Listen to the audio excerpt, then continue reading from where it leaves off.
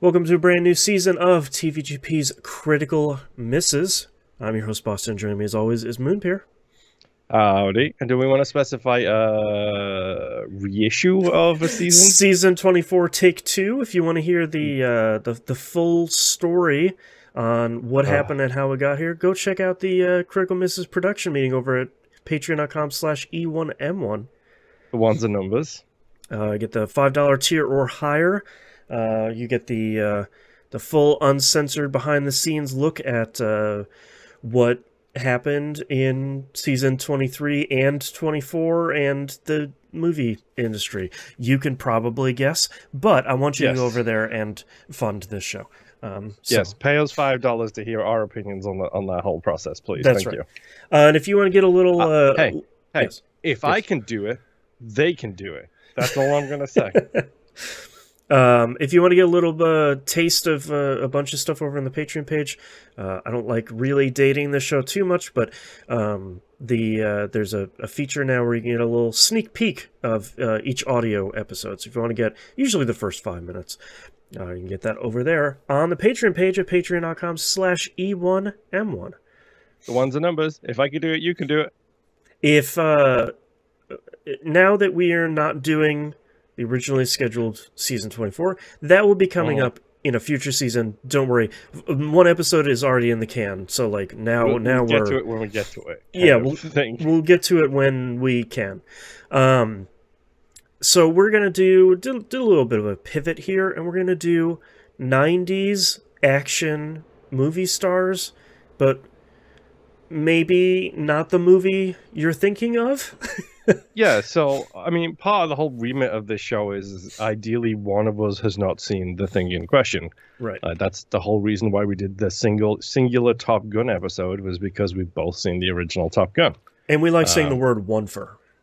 Yes, one for is also a pretty useful reason to do so. Yeah. But part of that whole process is, okay, so in the production meeting we discussed the action hero theme as the 90s action stars.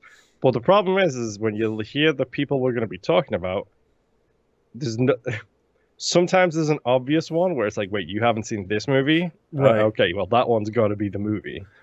And sometimes you're born in the 80s and you've seen all of them. Yes. And maybe this one came out after the 90s, but who cares? It still classifies. It's the year 2000, so we do. I think it the Bamfcast rule. I was gonna say the Bamfcast rules of like 2000 is still in the 90s, whatever. It doesn't really matter at the end of the day. It's our show. We get to write the rules. 0102 is roughly the end of the decade before. Yeah, so we're gonna talk about Schwarzenegger's Sixth Day, which I have not seen. Have you? I have. And okay. I genuinely love this movie. I'm not going to tell you it's a good movie, but I genuinely love this movie. Yeah. They certainly don't need to be good to be beloved. That is true. Is great. We did start this show with the Fast Saga, now known as the Fast Saga. That is true. Yeah. Who else are we doing this season, Boston, for the people who don't have the production meeting from patreon.com/E1M1? Oh, you mean where the ones are numbers? We're also going to be doing Jean-Claude Van Damme and who's in Universal Soldier? Jean-Claude Van Damme, dude. Okay, who's in Cliffhanger then? Really? Yeah, don't remember. Hey man, that was like more than yesterday ago.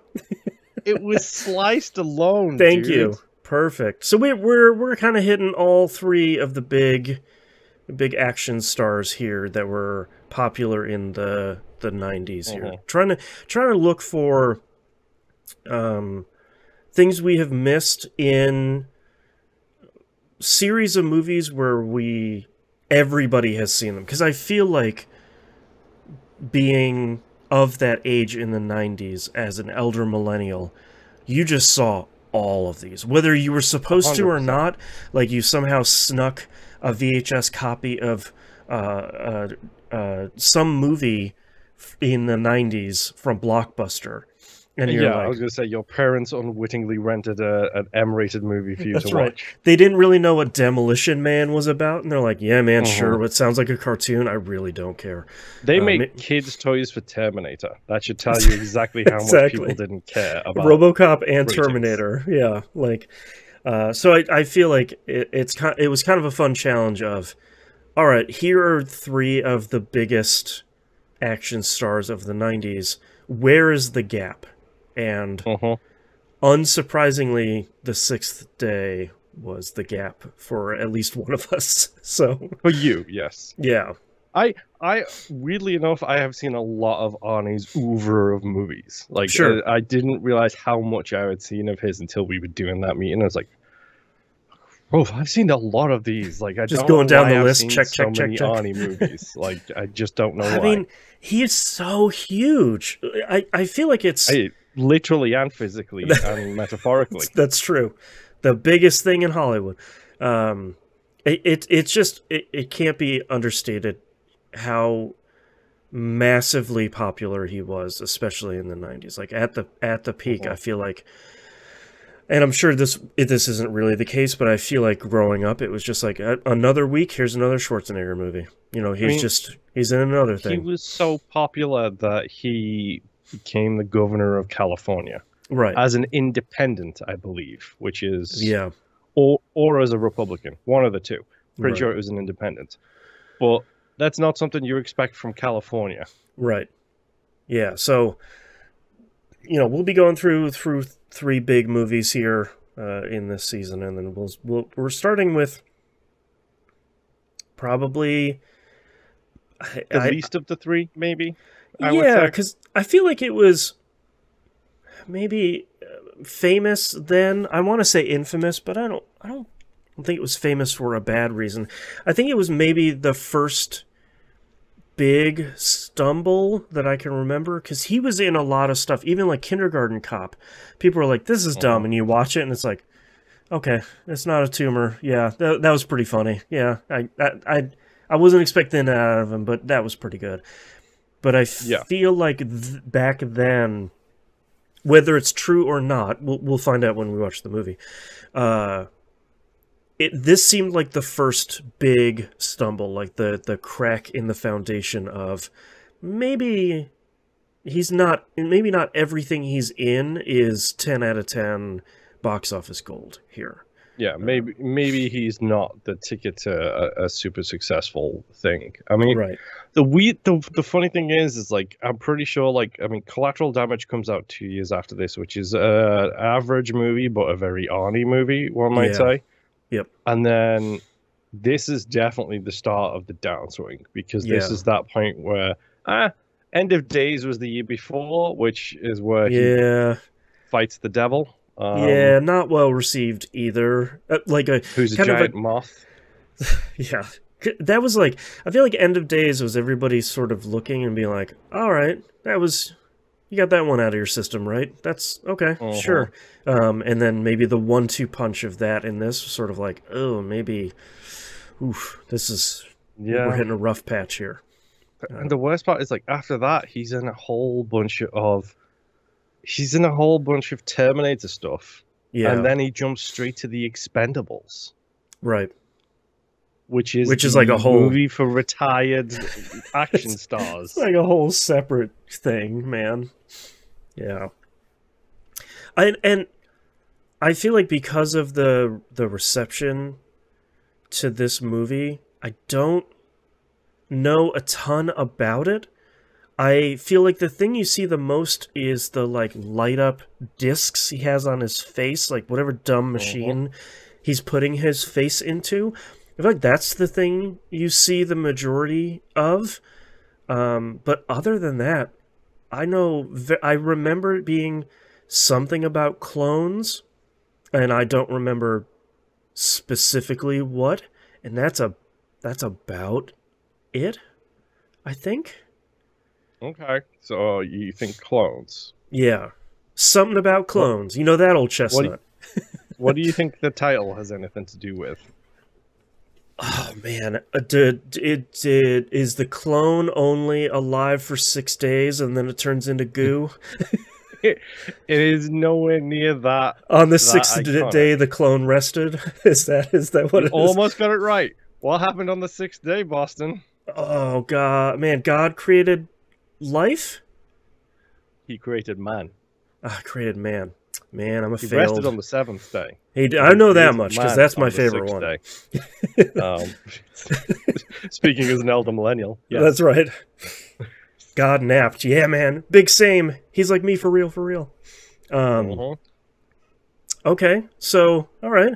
So we got a little early biblical influences here, which is always worrying in science fiction stuff.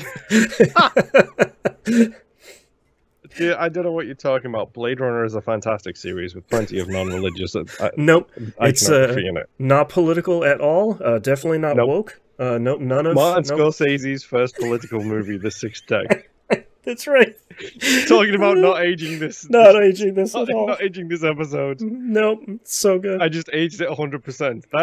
The worst part is that'll be dead in like a week, and nobody's gonna get this joke. We just need to hold up a newspaper that says October 22nd, 2023 at 1:37 p.m. Yeah, pretty much. Oh man, what were we talking about? I don't even go ahead. Ripped from the headlines moment here. Oh, okay. Cloning is mentioned. Speaking of ripped from the headlines, I didn't even think of that segue as a good segue. Cloning is mentioned. Who do you think gets mentioned in the text scroll at the start of this movie? It's got to be the sheep, right? Dolly the sheep. Yeah. Who the scientist who created Dolly the sheep actually died this month. Oh my god. I had no idea. Oh, jeez. All right, it's coming full circle here. All right. So Arnie connects us all. Clicked in my head that like it's a really bad thing that Dolly the sheep's creator actually died the week we're doing this. What I bet as soon as that sheep was successfully cloned, I couldn't imagine the stampede of Hollywood writers just trying to get any cloning film out there. You know what came out on top? If you think a movie takes, approximately, let's say, anywhere between a big Hollywood movie, anywhere between 2 to 3 years to get made. Right. That's just usually shooting and post-production. Dolly was born in July '96, so guaranteed the scriptwriters started as soon as they heard that news. Furiously scribbling. Yeah. All right. The tough thing is I don't know who directed this. I don't know who else is in this. I feel like so little of this I've absorbed throughout the in the 23 years since this came out, which is kind of fun because I feel like with so many of the other 90s action movies, so much about all of them, or you've seen them a million times on TBS, and you're making 3 seashell jokes now still, but like that is the thing though, is like when it comes to action movies, like everyone sits there and has a varied philosophical discussion on films like The Martian. Have you seen The Martian, by the way? The Mars book, the movie with Matt Damon? Yes. Okay, I read the book and I have not yet seen the movie. Okay. I haven't read the book, so I'm just saying. Yeah, there you go. Could be production meeting notes. Where's my post-it notes? Right. I need to make a note. That's right. Everyone has this whole thing when it comes to action movies that like they have the thing that they reference. So Total Recall. Oh, that's the Get Your Ass to Mars one. They have, like you just said, Demolition Man, the 3 seashells joke. And that for this movie, that's the one with the clones. Right. Nobody ever talks about anything else. It's just that one thing that gets referenced that's the one with the clones. And there's no like famous line, there's no famous scene, there's no piece of overacting or anything. It's just like, yeah, it's a clone one. Yeah, because at this point, he's going to get his lines in no matter what, Right. No matter what you say, he's definitely going to get it in. That's right. Because you can't help it, really. I mean... Do you have any kind of final thoughts here before we head into the film about your feelings about the sixth day, other than it being sixth being a hard word to say. I'm finding out. Apparently that's the tagline for the movie. On the sixth day, God created man. All right, not bad. Of course, it's not a bad tagline. So this is one of those movies that had the transition from 90s practical or 80s and 90s practical to early CGI. Uh-oh. So just to put that out there for you, personally. Yeah. Buckle up for that one. I like this movie. I do. I know it's not a great movie. I'm aware that it's not a fantastic movie. No, I do not want banana-flavored milk, which is a joke you'll get in about 20 minutes after starting the movie. Okay. But conceptually and thematically, I think it's actually a really interesting piece. Obviously, very much like Total Recall, where there's a lot to that movie. There's a lot to that movie that you could think of and talk about after the fact. Right. But nobody wants to do that. All everybody wants to talk about is the scenes and right. Get your ass to Mars and the head opening up. Right. I think there's a lot in this that's like, yeah, this is something I could totally see happening and no one knowing anything else. Right. There's more to this than meets the eyes, one might say. Gotcha. I specifically said eyes because of the blue flashy lights. I figured. in the poster. Yeah. I like it. I'm looking forward to it. Like, honestly, we've had a bit of a rough year. We've had a bit of a rough decade, one might say. Mm-hmm. Definitely rough decade. And I think as we wind down this year with the pressure of everything else that we put on ourselves with rankings and everything else that's happening, I think we picked a good final season for this year, where it's just like, let's watch some dumb stuff, right? And there'll be some stuff to take away from it, but let's just have some good switch your brain off movie watching times. Exactly. Well, on that note, let's go watch the film. Sounds good to me.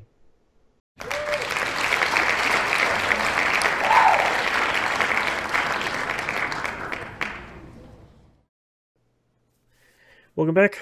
We've watched the film. We've watched all 6 days of this movie. Yes. We have permission from God, one might say. That's right. Man, I thought this intro was gonna be pretty cheesy with the like we talked about in the first part with the starting with a kind of biblical lean here. But I think it does a really good job of setting up all the cloning stuff here of just, the sheep, and then here's how it went, and then the drop of the sixth day laws is just pitch perfect name for that law. What happened to separation of church and state, Boston? That's right. I like how they set that up, and I like that, kind of the main bad guy later in the film is like, yeah, remember when all the fish died? We saved that? How's about that? You had a problem with cloning then? I literally specifically made a point about that speech later on where I'm like, let's have this conversation, shall we? Yeah, so pretty... I think that's a pretty good intro, and then I like the intro here to kind of the helicopter snowboard crew. Hold on. No. We can't jump straight into the charter, XX charter, or extreme charter, or whatever it's called. XX. It's such a good name. Yes, we need to 100% talk about the fact that it starts with the XFL, dude. The XFL. Oh my god, I forgot. Okay, yes. Starting with the XFL, if this movie wasn't in 2000 enough, starts with this dude in the XFL getting messed up. And then Michael Rooker kills him. Which, I guess if you didn't know this movie was about clones, and you sort of hadn't figured it out with the intro text crawl, probably a little confused, but Johnny Nitro as well, I believe, is his name, just to make things more fun.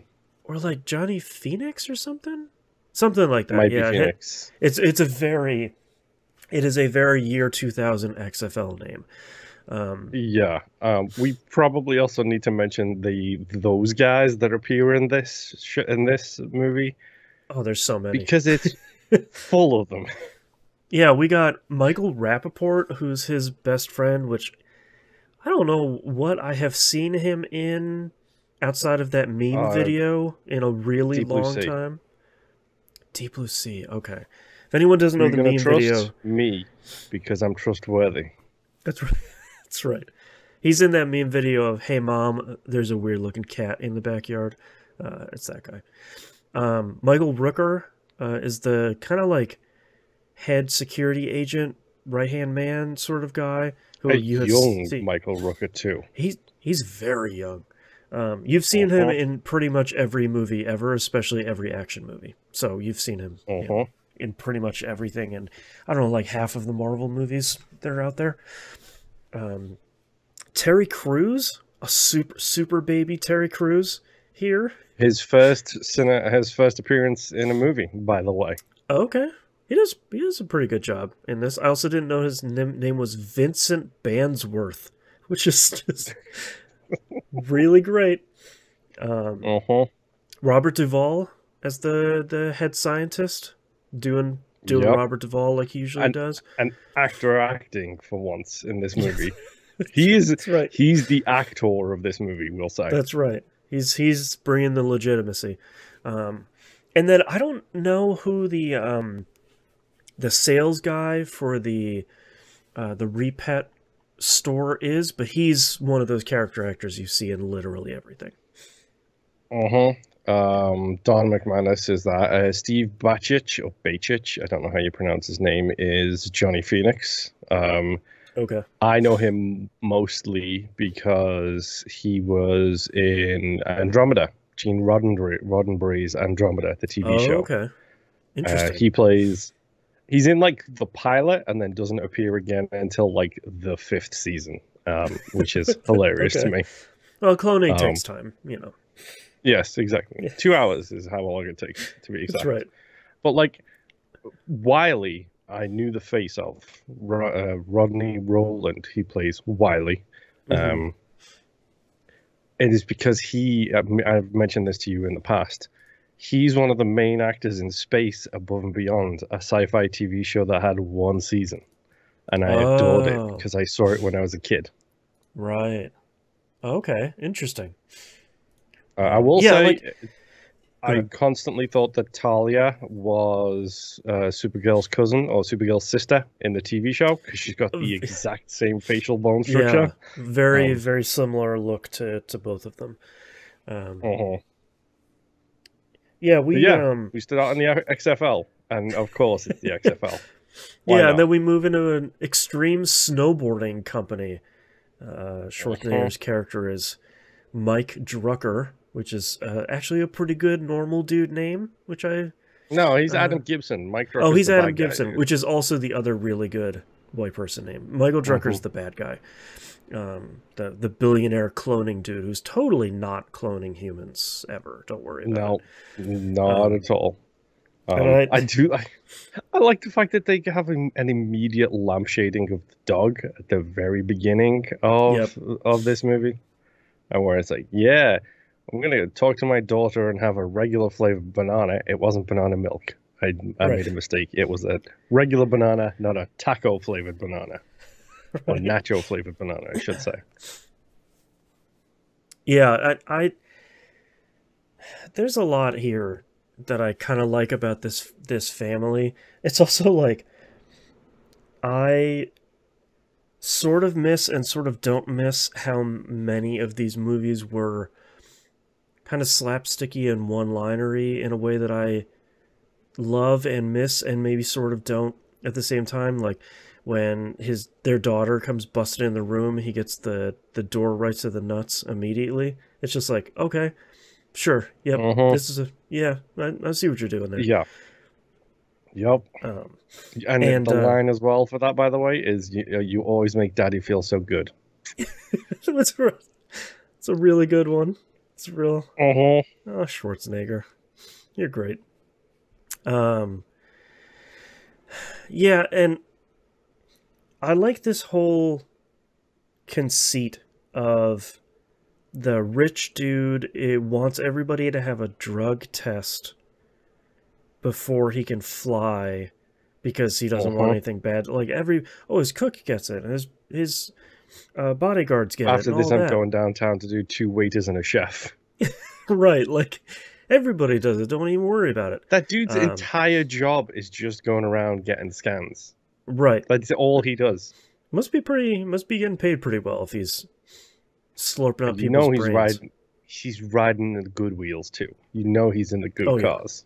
Yeah. Oh yeah. Speaking of which, future predictions. We need to talk about this as we talk about this movie, because this was made in 2000 whatever. Sure. Set in the near future, sooner than you think. I also like that at the very opening too. Yeah.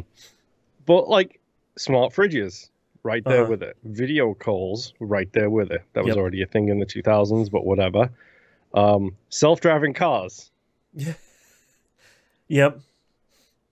Like it got that pretty accurate. Arguably, they're more predictable than the current self-driving cars. One might say. Probably killing a lot less kids than current cars. Yes.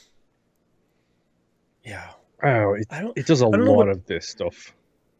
I don't know what else was in there that I'm trying to think of anything else that was like the near future cool tech. I mean, the laser pistols are badass. Those laser pistols, I really love it because they don't. This is such a movie thing that I love. They don't serve any purpose other than to make cool explosions. Like when someone gets hit by them, they just get shot by a bullet. Basically, like it doesn't cauterize. It doesn't open a giant laser hole in their side or anything. They're just like, and then they start bleeding. It's not like they get vaporized or something. Dude. It chopped that guy's leg off and that woman's fingers. Yeah, that was pretty cool. Is a great slapstick moment later on. But I keep interrupting you. We need to talk about this super early 2000s flight sequence after they do the first drop off. Oh my god. Yeah, I can't believe there wasn't any new metal playing over this. Just like I was so surprised about how 2000s this was, if I'm completely honest. The transitions we get to pretty soon too are hilariously 2000s. Yep. And just like what did you think of the design of the helicopters, or the Whispercraft as they're called? I really like them. They're badass. I think they're really cool because I like that there's no back rotors to them, and I mean it's sort of a fun thing when they're like, oh yeah, he's actually controlling both of them with his cyber cuff, so he can fly multiple at a time.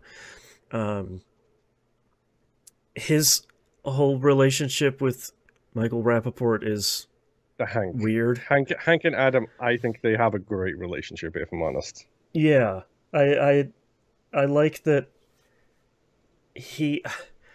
I like that Adam kind of loves and doesn't really like Hank a lot, because he's always sort of like, oh, this like weird, gross pervert that I'm friends with, but all right, he's an okay pilot, but has enough faith in him to drive to fly the billionaire around later. I mean, I'm going to trust him because apparently he's trustworthy. That's all I'm going to say. That's right. I think they're in the middle of their flight, and this is where his wife calls and says like, hey man, the dog died. That was before they even left on the flight, because when they drop off, he does it in the office where all of the people going out for the first trip hear it. So does like the receptionist, and so does Hank. And then when they drop the first people off, Hank's like, yo, who has a repet? Raise your hand up if you let's talk about this repet thing. Yeah. And I think it's interesting that it feels believable that he has these concerns about repet sort of overall, where it's not even like, hey man, this is weird. It's just sort of like, hey man, is this safe? Like, are these like genetic time bombs or anything? Or is the dog I'm gonna get gonna be bonkers in a way that the original dog wasn't? Like, yes, which for a really stupid, idiotic early 2000s, late 90s action movie. Arguably, this movie brings up more questions about the legitimacy of cloning or the morality of cloning than And what most people constitutes a do. human soul? Like, Yes. yeah, Like, how do I? He even says to the repet salesman, "How do I even know the thing has a soul?" right. And the salesman's It's like, like, bro, come on. it's insured. Anyway, Yeah, we'll get there. yeah. Um, I I th- I do like the fact that Hank goes on the flight instead of him. He does give himself some. I was trying to figure out: is he complimenting himself or is he complimenting Adam when he says to Drucker, I know the mountains better than anybody except for maybe my partner." Now, is he right. saying that as a compliment to Adam, or is he saying that as a compliment to himself? Like, I don't know, I think that's because more he's of that kind Adam of of like, character.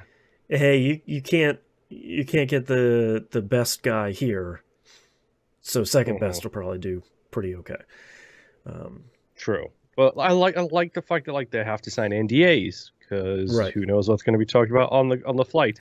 And Yeah. literally, as the billionaire is getting on the flight, he's spinning them wheels to try and talk to the Speaker of the House.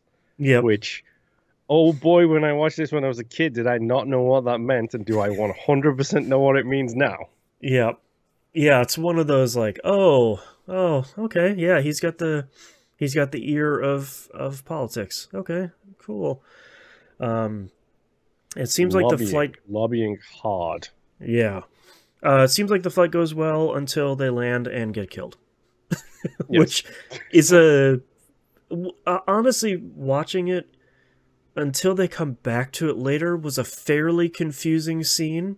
I think on Hmm. purpose, but it was sort of like, oh, someone just came up and did someone shoot all of them? And then like we rewind or something. This okay, weird, sure, that's Yeah. fine. And then item number two wakes up Uh, in a taxi right. and he's going to the mall to go to repet Probably my favorite scene of this movie is him talking to the this repet sales salesman. guy. I really Hmm. I love it because rewatching this part, you see where the diversion goes between the two atoms, but on your Uh-huh. first watching, it's just a sales guy trying to be like, I can't make up your mind, huh? And he's like, what did you say your pet's name was again? Like he's doing all the Wait, usual sales guy lines of yes. just And he even trying says a to. dog, right? With a question mark at the end of Yep. it, because he's taking a guess. But he's not taking a guess. He already knows. Right. But we don't know that he already knows. He's just taking a guess. Yep, and it's the good like salesman kind of trying to weasel in and be your friend thing. Like Uh-huh. it's really really good in both contexts of for the first time you've Yes. met him and the second time you've met him. And we And don't that get actor the does a Arnie great job. line. We don't get the Oh, Arnie line, but the salesman says it instead. yeah, that a little bit of eye rolling from me, but like the movie leans into it enough that I'm like, all right, you had fun. You had fun with this. That's fine. And then the kind of like the double meaning of you'll be back. It's like, I'll see you for the third time, man. Sure, Yeah. whatever. Uh-huh. um, and Um, because Adam 2 doesn't want, and to be clear, I'm just calling it Adam 2. I'm not going to try and track which Adam is which. I'm sure there's some 5-hour YouTube essay about the which is which and what's the going one on. we follow is the clone. Always. The one we follow is the Oh, clone that's until the true. very, very end. That's true. When we start following regular Adam when he rescues the family. Right. So Adam 2, instead of getting a repet, he gets a sim pal, which is like a The life creepiest thing on the planet. 20 years before Megan, we get the Sim Pal, Mm-hmm. which is, yeah, creepy and genuinely pretty funny throughout most of it. I like Yes. multiple people like carrying and managing this horrible nightmare robot doll thing. Uh-huh. And In the then, taxi, it's like hilarious because he's leaving a message for Hank, and the stupid thing won't stop talking to him. And he has to ask the cab driver, he's like, "Do you know how to switch this thing off?" that's right. And the That's cab so driver's good. like, "Yeah, you just like go to sleep, Cindy," and it goes to Yep. sleep. Oh man. And then we get the shot here of Adam 1 celebrating his birthday with the family while Adam 2 is outside being all, hey, what's going on here? Which I think is pretty. I think It's a it's a decent pretty reveal. and it's a pretty solid reveal of like, yeah, there's no confusing. Something definitely has happened. It's not like oh, that guy looks just like me. It's like, nope, he's in your house, man. He's driving your car. He's smooching your wife. How dare you? Smoking your stogie. That's that's right. That's so good. And then we immediately have Adam get attacked and abducted by the security team there of the replacement technologies. Vincent and Talia, Right. which is Terry Crews and the woman who looks almost exactly like the woman from Supergirl. Yeah, what is her name? Sarah Winter. Sarah. Yes. Yeah. And we get some actually pretty good action stuff here. Some hard driving, some fast shooting. He steals a caddy. Like a classic by today's standards Cadillac, let alone in the quote near future. Right. I love the fact that the wife's response is, they stole the minivan. He's like, nope, they stole my Cadillac. That's right. Stealing his own Cadillac, question mark. And we get some pretty good stuff here, I think.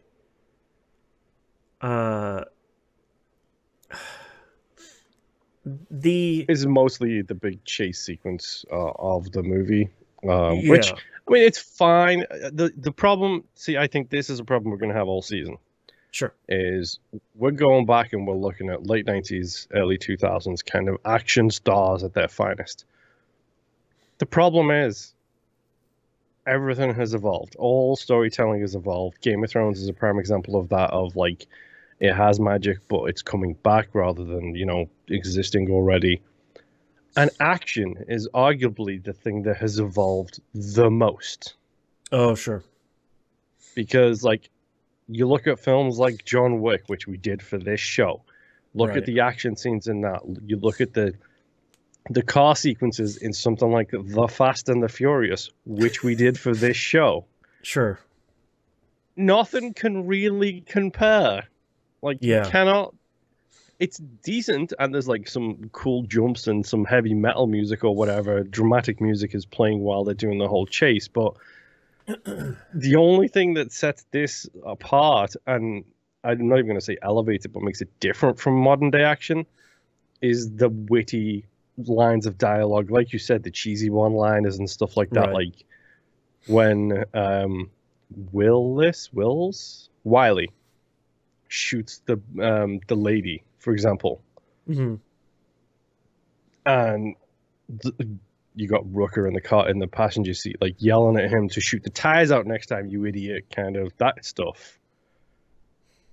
The hitting the brakes, the going over the front of the car, then getting run over is a quality joke that will come back in a little bit when we see Wiley again. But the action sequences are fine, but the problem is we're now in 2023 and action has evolved, we'll say. I do like that there is a lot less, you know, the criticism of a lot of stuff here in late 2023 is the kind of the exhaustion over the, well, that happened kind of like snarkiness and one-liners and stuff that we're kind of plagued with now. I do really like that a lot of that stuff doesn't happen, at least doesn't happen to the extreme. Like when Wiley gets killed again later, his answer is kind of like, come on, again? Like as he's dying, like that's kind of the extent you get, and it's not of like, whoa, putting holes in my plan, blah, you know, nothing like that. But yeah, I mean, this sequence is fine, and it's they solid. do the whole driving off a cliff thing. And I like the fact that they do the double play of like him hanging onto the fence, and he almost gets away with it. Yeah. Until the fence shifts, and then they lean over and have a look. And they do the whole holding onto the belt thing as well, which I think is a nice little touch. Yep. But yeah, he escapes, he survives. They go back and they go and meet up with Dr. Weir and Drucker, who's not dead, Question Right. mark. Like an awards ceremony at Replacement Tech, which I love the future names, by the way, for all of these Yes. companies. Very much on the brand. Replacement Tech, New Organ, spelled like new metal, which is really good. Yep. There's another one to do with salmon or something like that, but I can't remember what the salmon one Yeah, is whatever called. the fish one is. It seemed like it's kind of siblings with a lot of the stuff from Repo Genetic Opera, where it's like, yeah, either one of these names from these movies could be switched with each other, and they would still fit. Yeah, but Yeah. I love this whole like award. Like this is, I like Dr. Weir. It helps that it is an actor doing this role. Right. But I do like Dr. Weir in this movie because like he's so woefully naive. It is unreal. Yeah, he wanted to help. He wanted to help clone some fish. How could this have gone so wrong? Yeah. I like this Yeah. whole award ceremony. I think is fantastic. This is where we get the speech from Drucker to a paparazzi type who's like, "Look, thanks to us, this kid he's got liver disease. We can cure liver cancer. We can give him a brand new liver and be absolutely great. And he's 10 years old, and right next to him is a kid with a brain tumor, and we can't save him. Doesn't that suck? Because you can't clone a brain. You can only do the whole thing. And it's really great because it feels so appropriate for the like tugging the heartstrings that would happen with all this stuff of like, won't you think of the dying children? Like we could save the dying children. And it feels very appropriate too. And I like this actor that plays Drucker. I think he does. It feels very much. This is way before its time, but he feels very much like that emotionally detached Silicon Valley CEO thing, where he's just like, yeah, okay, I made an army of super zombies that you guys are having trouble killing. I was just trying to make new organs. I don't really see what the problem is. Why are you afraid of science? Like, it feels very much like that kind of detached, kind of crazy white dude CEO. That sort of before its time, which is interesting. He's a really good sleazebag. Yeah, like that. It seems to be his natural role. He's also the bad guy in Ghost, by the way. Just so you know, I don't know if you've seen that.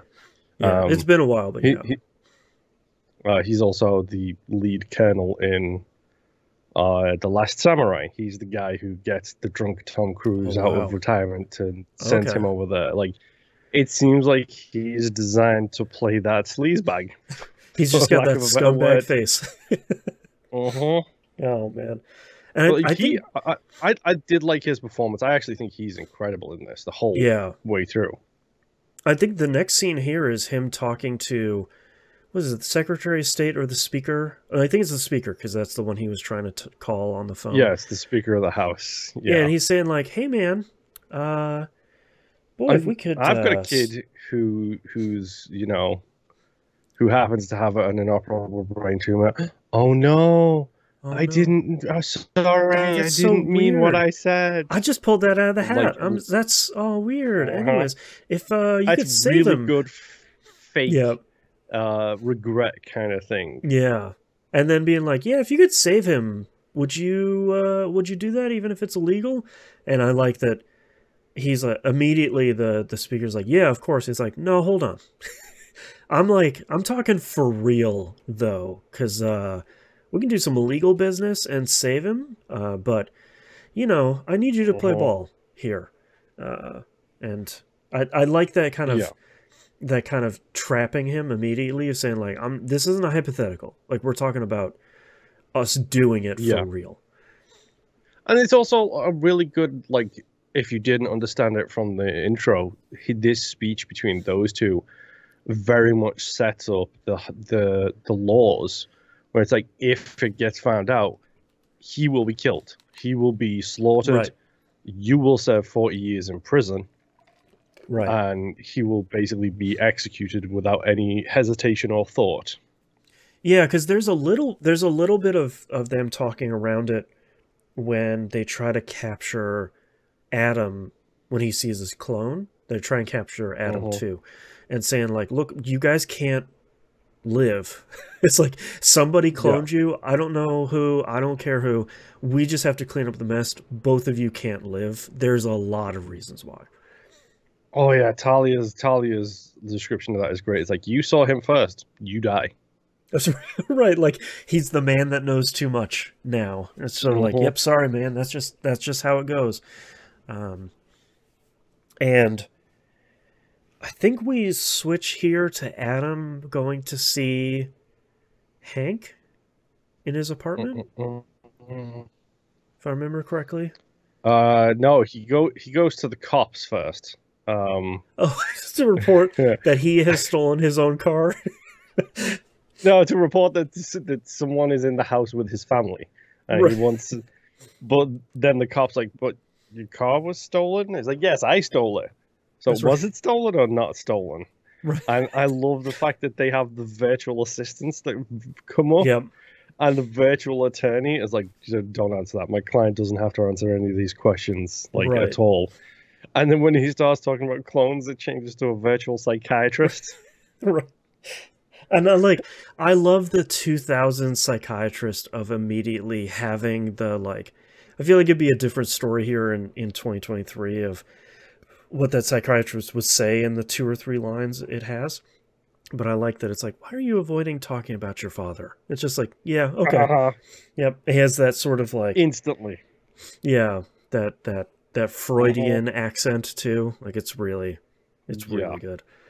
Well, I think this is where we get introduced to the tanks, to the cloning tanks. Right. So we get to see them. What's the term they use? Seeding or something like that for blanks. Right, blanks. Yeah, a real good like. We need the because this is where we get to see Talia come back, and also Wiley. Wiley and Talia get brought back. Talia's like the job she does when she wakes up and she's like, "God damn it, Wiley!" Like, oh, right. Oh, I'm not dead. Okay. And then like she complains about her hair, and then she complains about having to re-pierce her ears, which is a really nice touch. Yep. Yeah, and I like the kind of the like another day at the office sort of attitude she has about this, where it's like, oh, okay, yeah, I got killed. Okay, cool. I guess just go back to get my hair done, get back into it. Let's get back. All right, I died. Cool. Where the Wiley doctor seems is super a little naive at this point too, because he's talking about like this is where his naivety comes in, because he's cloning that, he's bringing them back, and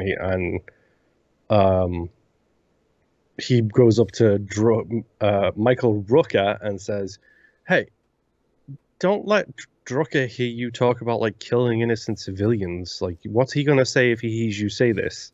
Right. And Rooker is like, "No, it's just a threat. You're fine. It's just a threat."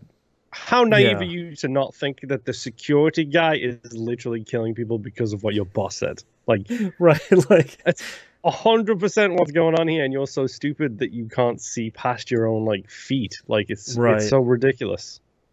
God, yeah, I like how Duvall plays this character, even until he gets double crossed. He he plays it so straight. It's great. I do like Arnie is in the police station, and he gets put in a room basically waiting for the psych-eval team to come and collect him, essentially. Right. Because they've done the whole manipulation thing. And I don't know if you caught it, but the TV is playing the news in the background. And it says, yeah, so the government rejected Microsoft's offer, basically saying that they are trying to buy a slice of the union. And I was like, yeah, big corporation doing big corporation stuff. Nice. Yep. Whoops. How very appropriate. Yeah. I think it's interesting at how long it takes Adam to figure out that, hey, maybe they're not just holding him for questioning. maybe something bad is going to happen here, and sort of escapes at the last moment by kind of breaking his way out. But I like that he's being very patient of like, yeah, they're gonna come help me. Sure, why not? Yeah. And he casually strolls out and bumps straight into Wiley. And this is where you Right. get Wiley's second death. But we did miss the part where Wiley was like holding his chest as they approached the police station, and he's talking about how like it hurts, like Yeah, his chest hurts and he's struggling to breathe, and then immediately gets his neck broken. that's that scene where Michael Rooker like has to push his tongue back in his mouth, and he's like, he's fine. He just needs to walk off. He's holding his head up, and yeah, it's like his Terry neck Crews picks cracks him up and goes, again. Just like he's like there's someone next to him is like, I don't think so. He's no, he's fine. This happens all the time. Don't even worry about it. It's like, oh god, that's a real great scene. Oh man. I think this is where he goes and sees Hank. Yeah, so we get to see Hank in his bachelor Man pad cave? with his digital girlfriend, as they're about to be digitally intimate. Dude, talking about predicting the future. Digital girlfriends, man. Nowadays it'd be a VTuber, I can almost guarantee. No, it would be an AI VTuber. That's what right. it would be. That's right. Yeah, we get to see a bunch of the tech in his house, and we get to. I really like when Adam accidentally sits down in the chair, and she immediately goes for a zipper, and he's like, "You pervert! Like, what is happening? Ew! What is happening here? Come on, man!" But I like that Hank also has the moment of like, yeah, I'm sorry I missed your party. I woke up and I don't remember what happened. I lost a couple hours. Like I wanted to come to the party, but I didn't. I don't know what happened. I don't really understand. And I like that. And then Hank unfortunately gets killed pretty quickly. Well, I think this is where they go. They both go and see Adam's house, and they see the clone putting up the right. This is where the cigar smoking scene is. Right. And Hank is so good because he's just going along with whatever Adam says. Whatever he says, he's like, yeah. And then he's like, I mean, he could be you. How do I know you're not the clone and he's not the real one? Because I mean, look, he's even a S.E. Carpenter as well. Like, it's just like you. Right. And it's just like, dude, that's your friend for real. And I think this is where they try to really hammer home the cutting while shaving thing of like, well, if I was the clone, why would I have my face cut from when I was shaving this morning? Like, they can't clone that, right? It would be brand new. And it'd be like, I mean, Adam 2 brings up a pretty good point, man. Sure, why not? And he almost offs his Adam 2 almost offs Adam 1 and then changes his mind, which I like. Right. And I do like the fact that Adam 2 comforts his daughter when she comes out.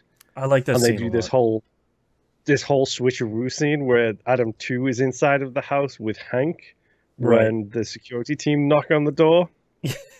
And he opens the door with a golf club and he's like, "Who are you?"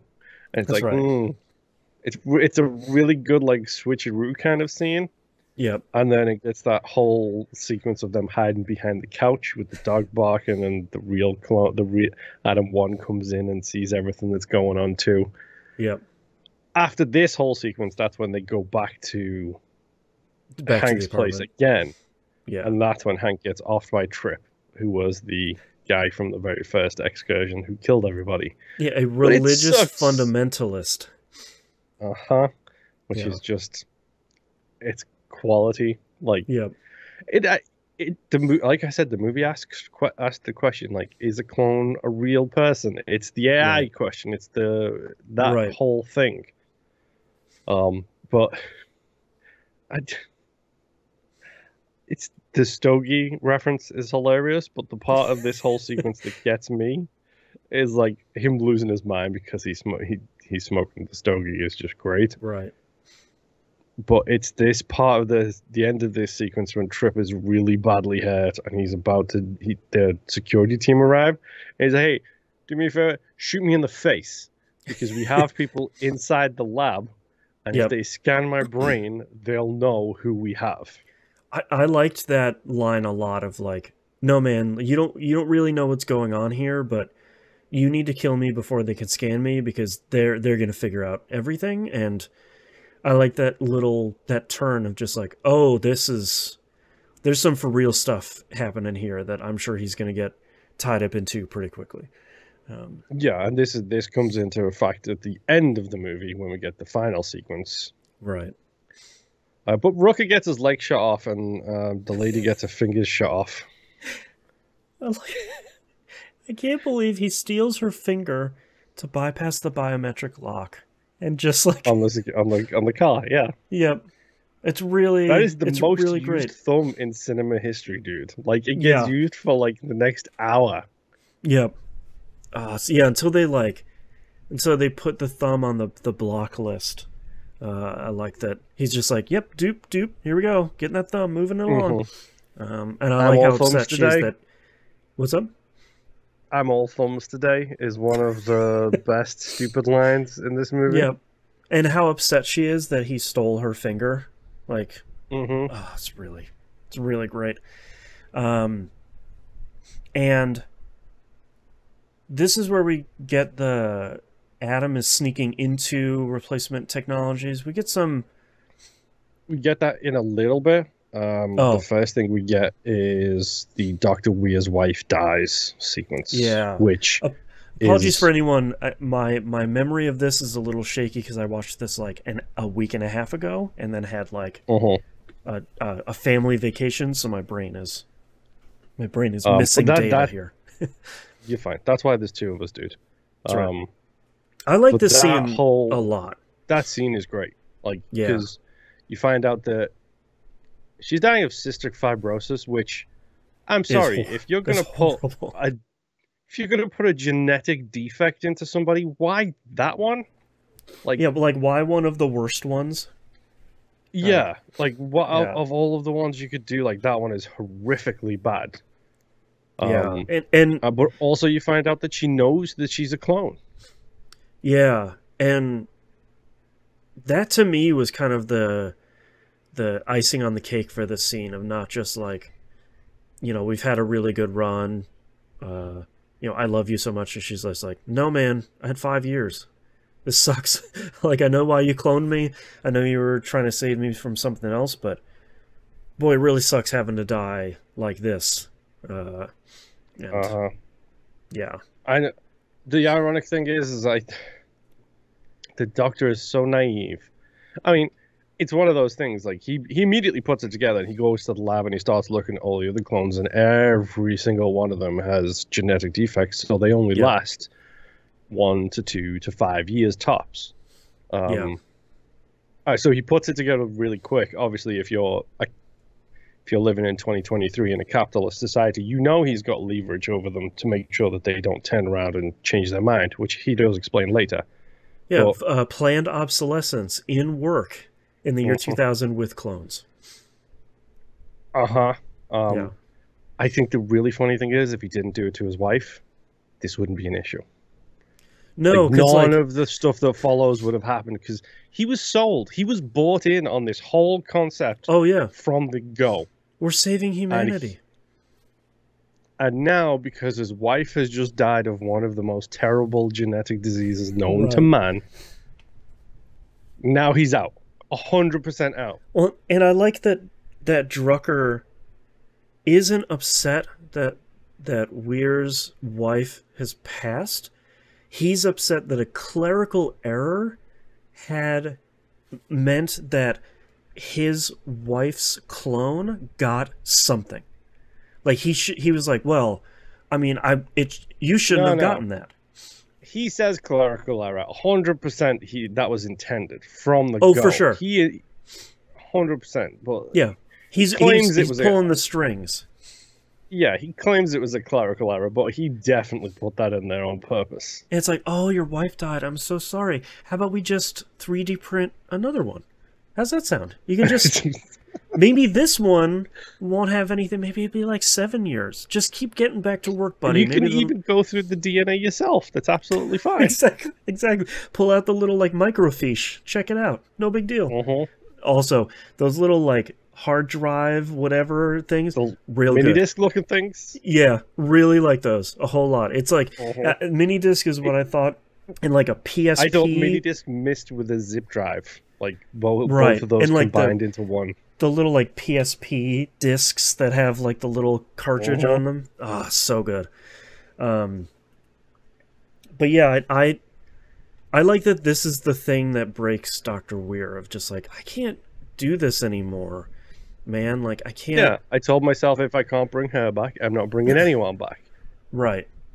Also, we haven't even talked about the name for the tech to pull a brain scan, essentially, is syncording, which is... I love it so much. I cannot tell you how much I love syncording. It's sci-fi futurism BS. Like, it's just so good. I love it so much. And I love it, too, that it's such a marketable term for if legislation ever passes to repeal the 6th-day stuff. 100%. You get this advertised everywhere. You get to syncord your loved ones. It's like, oh, ooh, syncording. Ah, ooh, yeah. Ah, it's so good. What was that thing Hideo Kojima wanted to do? Transfarring with his games? That's right. This is the transfarring of cloning, is what this is. That's right. I can't believe I forgot about transfarring. Holy crap. That's so good. But I think this is where we also get the information the family. This is where the family get kidnapped, and they know that the clone is going to be coming to the place. What they don't know is that the clone is going to recruit... Adam 2 is going to recruit Adam 1. Adam 1, who is on the phone with 911 at his daughter's recital in school, which is the best/worst 911 service that you've ever heard. Yep. It's really... Are you calling to report a felony? Is the felony taking place right now? And we get so many good Arnie frustrated lines here, like where his Arnie voice really comes through, which is really great. I think when the two of them get back together, I think we start figuring out X and start making the bombs. That's right. And is this the point where we've also found out that Drucker is a clone, or is that later when we figure out what happened? That's later. Adam 2? That's when Adam 2 meets up with him. He outright says that everybody in the room is done.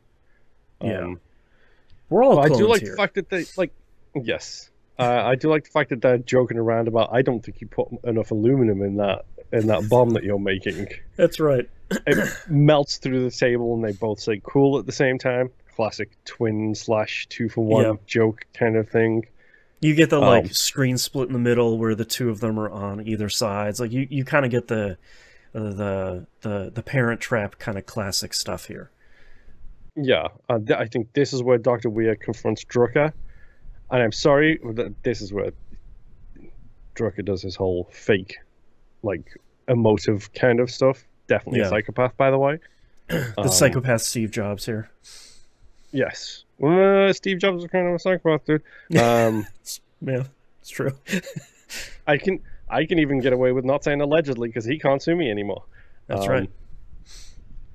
I hate to say this because I have to, but my note I think is pretty good here. I wrote, Dr. Weir quits and then is fired with a gun.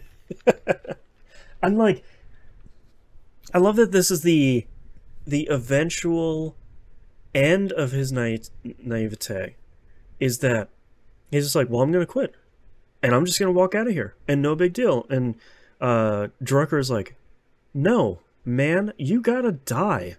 Like, how do you think I'm going to let you leave when you know literally every cloning secret and like every clone on the planet is here, including me. Like, what do you... Yeah. You think you just walk out of here? Like, he says, I'm going to do you a favor. I'm going to get your latest sync code and your wife's latest sync code. And all of this will be forgotten. Never have to... No big deal. Won't even remember this conversation. Blop, Water straight under through the brain. bridge. So good.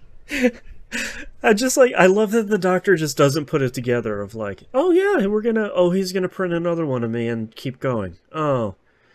Yeah, okay, cool. I guess I'll die. This is where we get the whole sequence of Adam 2 breaking in, yep, shooting out all the cameras, causing a bunch of chaos as he comes in.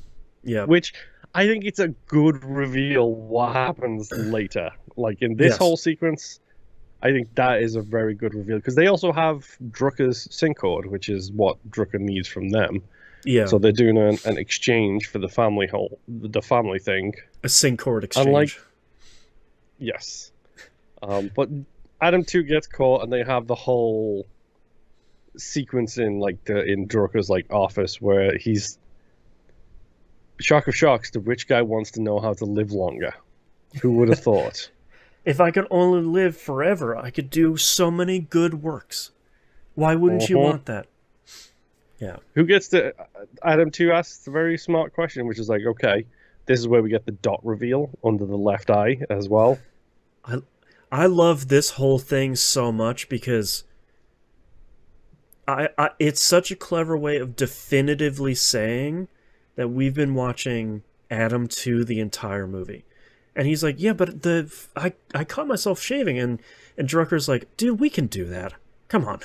Like, he's just like, what are you, stupid? We're cloning people. You think we can't put a little nick on your cheek? What about your old war wound that you have, that he pokes him in the belly, which means we clone that too, buddy. Stomach somewhere. we got it all. Like you said, we're cloning people. You don't think we can't just come on, dummy. Yeah, that and him pulling his eye down and seeing that one little dot, is orange dot. That's so good. Yeah. Arguably the best one-liner of the movie happens in this scene, and I hate the fact that they call back to it later. Okay. If they didn't do the callback, it would be perfect. Yeah. Because they're having the whole philosophical discussion of, well, who gets to choose who gets cloned? Who gets to choose who lives or dies? You? And he's like, I don't see... You got any other suggestions? And Adam 2 responds with, well, I think you should clone yourself while you're still alive, so you can go F yourself. It's such a good line. I agree with you. The punch of it is taken out a little bit later. By the callback. The callback, I think, ruins it. I think without the callback, this is the perfect little joke. Yeah, or even if he doesn't say the callback when he sees the two of them on top of each other and maybe laughs or winks or something, it would be a little bit, yeah. It's a very good line of just you know what, yeah. I think Kevin Smith was quoting somebody when he said this in one of his Evening with Kevin Smith things, but he says the writer crafts their perfect world. So it's you're writing, as a writer, you're creating your perfect world. It's where everybody says the right thing and everybody does the right thing or exactly the wrong thing. And that line for me is very much a writer's line of no one would be snappy enough to say this in real life, but it's so good in that moment where you're watching and you have to be like, ha, great. Yep.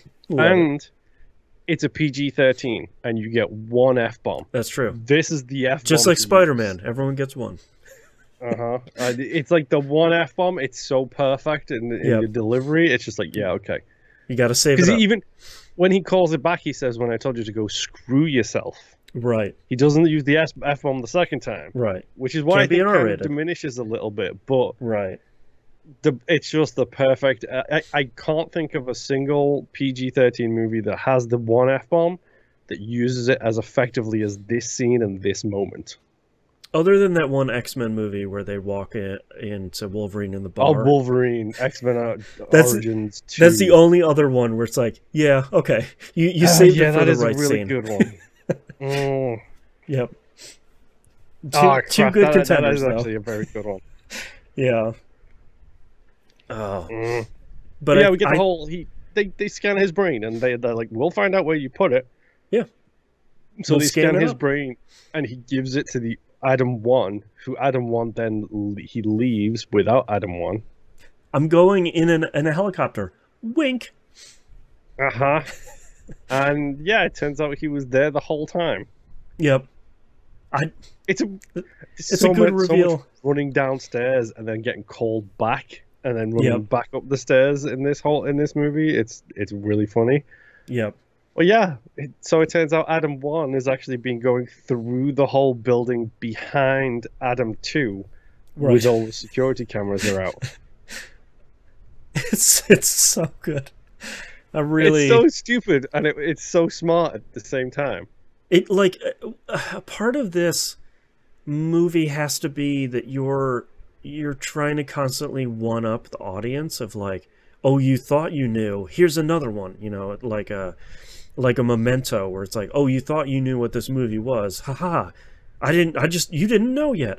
But I think it actually works pretty well in this. You could movie. just call out the Chris Nolan special. It's fine. That's true. It's true. That's true. This is Chris Nolan's pen name wrote this. Yeah. But I think it works pretty well, and it's a good reveal of like, we were both here the whole time. Pew pew pew pew. Yeah. We get a lot of laser gun shooting. We do. Wiley shoots Drucker because Wiley is the most useless person on the entire history of his payroll. That's so good. I like the fact that he gets shot later too, and he's like, "Don't bother bringing him back. There's just no." He's too stupid. Just leave him dead.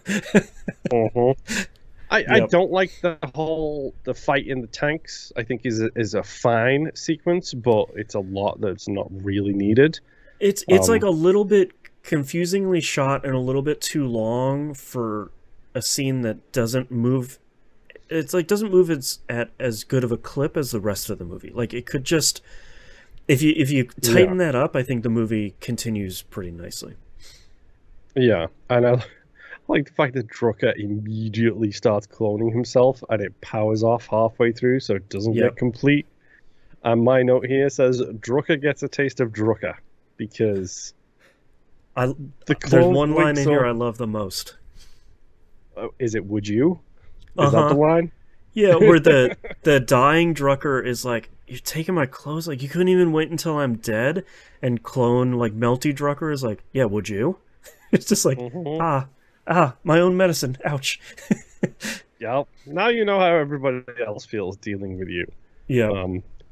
The whole thing is kind of shot, and I do like the fact that, like, Arnie points out to Drucker, Melty Drucker, as you so eloquently named him, how his perfection is really not perfection, kind of thing.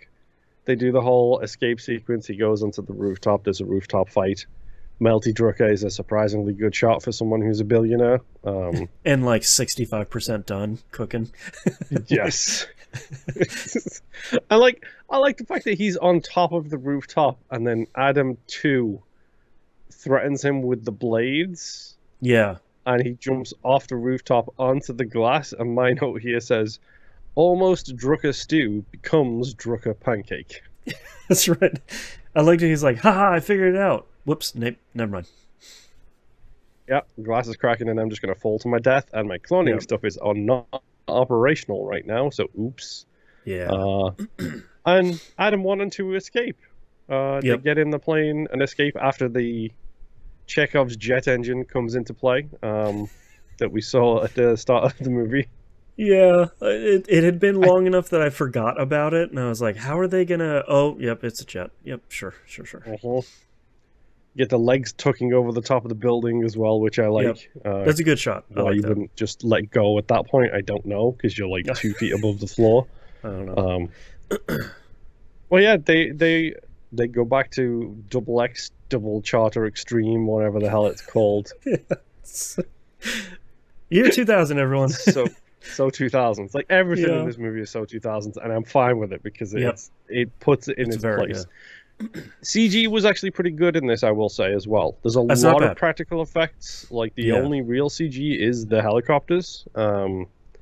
But I like the fact that they have practical models of them because they're literally painting one of them to be like Yep. Patagonia, Argentina adventure Yep. for Adam 2 to take with him. It's very, and like the helicopter is plain enough, like simple enough to be really good CG. It's not, super well defined. It doesn't have great texture work. It's just like, yeah, here's like a white and red helicopter. It's like it's pretty smart. You did a good job on that one. Yeah. So yeah, we paint one, and I'm assuming he's going to go start a franchise down in Argentina, Yep. while Adam 1 stays with the family. I do like the fact that Adam 2 gets to say goodbye, and in saying goodbye, he also drops off Hank's wee pet cat, which is Yes. a nice little touch. Yep. Yeah. Yeah, and then I still don't know how I feel about this last shot where the helicopter does the usual like flying or Barrel roll fly helijet. over the. Yeah, it like flies into the camera and it goes black, and then it rewinds all the way back to where he had the things on his eyes. It's like, oh, are we the clones too? And it's sort of like, I don't know. I don't know if you needed to go that far. It didn't ruin the movie, but it was sort of like, all right, okay, sure. Yeah. I really liked this. I went in with fairly low expectations. I feel like most Schwarzenegger movies are fun rides that maybe don't do a lot for You me. don't Other think than a lot. yeah, other than Last Action Hero, which I have a very soft spot for. Um, I wasn't going in. I was going into this not expecting a whole lot, but I think it turned out really great. It had some fun one-liners. It had some good action. Had some surprisingly poignant questions about what it is to be a human, and I liked it a lot. Shockingly, I wasn't expecting it, but I had fun watching the whole thing. I thought it was cool. Me too. Like I said, this is one of those. I think this is a genuinely underrated Arnie movie. Yeah, It's obviously not. It's no Terminator. It's no Predator. It's never going to be a Terminator or sure. Predator. But I think it's a lot deeper than most of those movies would be. Like, Yeah, I mean, I don't really. We don't have a lot of time, so I don't really want to get into the whole debate of are clones real things and do they have souls? Because that's the sure. same question about AI. It's maybe We above could our pay probably grade. we could record an hour on that alone. Sure. It's kind of one of the things that we could do but that's a conversation that this movie could have. Like, how do you feel about clones? Is it, what's ethical and what's not kind of situation? Right. Which is so much more than most. We're probably not going to get that from Cliffhanger. I'll tell you that much. I would be surprised if we did. Truth be told. Yeah. Real quick, let's go over the ratings here. IMDb has this at a 5.9 out of 10 with 126,000 ratings. Rotten Tomatoes has this at a 40% tomato meter with 117 reviews, 32% with audience score, and 2.7 out of 5 on Letterboxd. I think 32% is way lower than I think it deserves. That 2.7 out of 5 here on Letterboxd is probably around where I'd be. That like 2.5 to 3 area where it's like it's a good like TBS Saturday afternoon. I think high movie. high 2s to 3s if you're doing the 5 scale. Yeah. It's solid. It's like you just said, certainly not the best action movie. It's certainly not even the best Schwarzenegger movie, but it's really good. It's a good watch. It was a fast 2 hours, and it was solid. I liked it a lot. It's good times. Yeah. It was a movie that I'm fine with, like, just sitting down and watching. Like, it's not one of those movies where like my head hurts afterwards or anything like that. It's like, cool, now I'm thinking about life as a whole and the concept of mortality a bit more, but it's not Requiem for a Dream thinking about concept of mortality. You're not coming out of this movie haunted. Yes. Yeah. I'm coming out of this movie thoughtful and slightly entertained. Yeah. How can you go wrong with that combo? All right, well, Exactly. that's our movie for this time. Thank you very much, everyone, for listening and watching. We greatly appreciate it. We hope we'll see you all next time. Bye. Bye.